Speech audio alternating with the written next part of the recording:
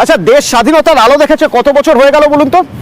এক একটা বছরে কতগুলো রাত হয় বলুন তো? হ্যাঁ, সেটা সহজেই বলতে পারবেন, 365। এবার হিসেব করে দেখুন কতগুলো রাত হয়ে গেল দেশ স্বাধীন হয়েছে।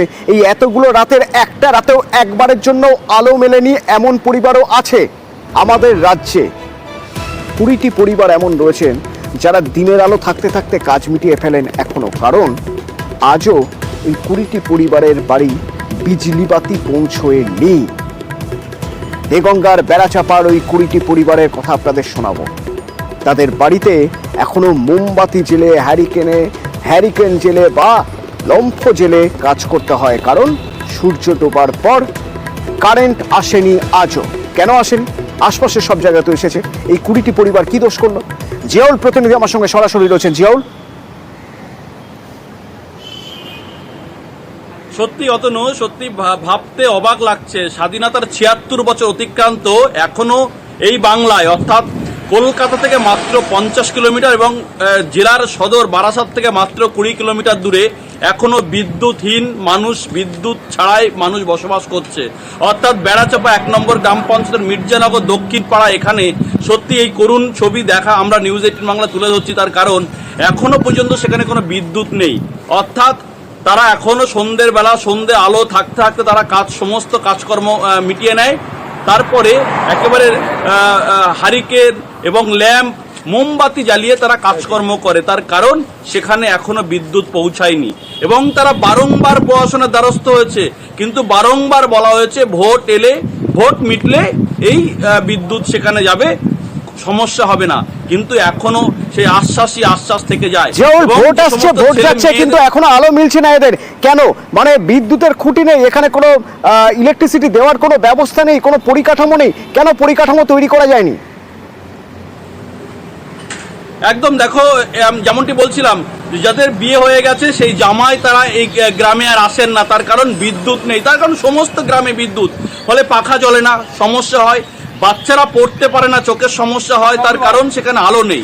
এই যেটা বলছিলে কেন যায়নি, না যাওয়ার কারণ হচ্ছে এলাকার যে প্রশাসনিক কর্তা থেকে শুরু করে রাজনৈতিক নেতারা স্পষ্ট দাবি যে সেখানে নাকি বিদ্যুতের পোল বসানোর জন্য নির্দিষ্ট জমি নেই। জমি না থাকলে পারমিশন কিভাবে পেল সেখানে বসবাস করার পঞ্চায়েত থেকে, এটা নিয়ে উঠছে প্রশ্ন। ফলে তাদের এখনো পর্যন্ত জমি নেই, তার জন্য বিদ্যুতের পোল পড়ছে না, সেই জন্য সেই গ্রামে বিদ্যুৎ যাচ্ছে না। ফলে তারাও বারংবার প্রশাসনের দ্বারস্থ হচ্ছে। প্রশাসন বারবার বলছে আগে জমি দাও, কিন্তু তারা জমি দেবেন কিভাবে যখন তাদের বসবাস করার পারমিশন পঞ্চায়েত থেকে দেওয়া হলো? তাহলে সেই বসবাস কেন দেওয়া হলো, পারমিশন দেওয়া কেন হলো, এই প্রশ্ন কিন্তু উঠতে শুরু করেছে। তার কারণ কবে যাবে জমি জটে আটকে গেছে বিদ্যুতের খুঁটি পোতার জায়গা, বসত বাটি রয়েছে, বসত জমি রয়েছে, অথচ ইলেকট্রিকের পোস্ট বসানোর জন্য জমি মিলছে না। এই জট যতদিন না খুলছে ততদিন সূর্য ডোবার আগেই কাজ করে ফেলতে হচ্ছে। বাড়ির জামাই বাড়ি আসতে পারছেন না, লোডশেডিং এর অসহ্য গরম। লোডশেডিং কেন? বিদ্যুৎই তো নেই, কারেন্ট এলে তো লোডশেডিং হবে। এই 20টি পরিবার এখনো পর্যন্ত এই অন্ধকার যন্ত্রণা ভোগ করে যাচ্ছেন। ওই আলো নেই, তাই আলো নেই। মানে এই দিনের আলোয় যা হয় কারেন্টের জন্য আবেদন করেছেন? এখানে কত ঘর কারেন্ট নেই? 20 ঘর।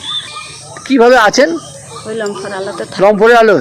এখন তো রেশনে কেরোসিন দেয় না, কি করে পান? ওই কিনে আনতে হয় বেশি দামে। হ্যাঁ, জামাইরা আসতে চায় না, কারেন্ট নেই বলে গরমে থাকতে পারে না। এটা খুব কষ্ট তো, আপনারও তো কষ্ট হয়। তাহলে কষ্ট হয়, কি করবো আর।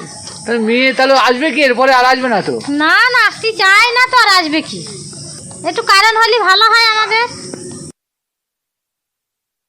বারাসাত ডিভিশনাল ম্যানেজার, ওনাকে আমি জানতে চাইলাম যে বেড়াচাপা 1 নম্বর অঞ্চলের মির্জানগর গ্রামের দক্ষিণ পাড়া, যেটা উনি বলতে চাইলেন 12টি ফ্যামিলিতে ইলেকট্রিক যায়নি, এটা ঠিক, কিন্তু ওখানে একটা জমির জটলা আছে যেখান থেকে ইলেকট্রিক পোলগুলো বসবে। ওখানে নির্দিষ্ট, যেটা জানলাম, নির্দিষ্ট কোনো রাস্তা নেই। রাস্তা হলে আমরা তাহলে সেই রাস্তায় পোল বসিয়ে তাদের বাড়িতে মিটারের সংযোগ করার ব্যবস্থা করতে পারতাম।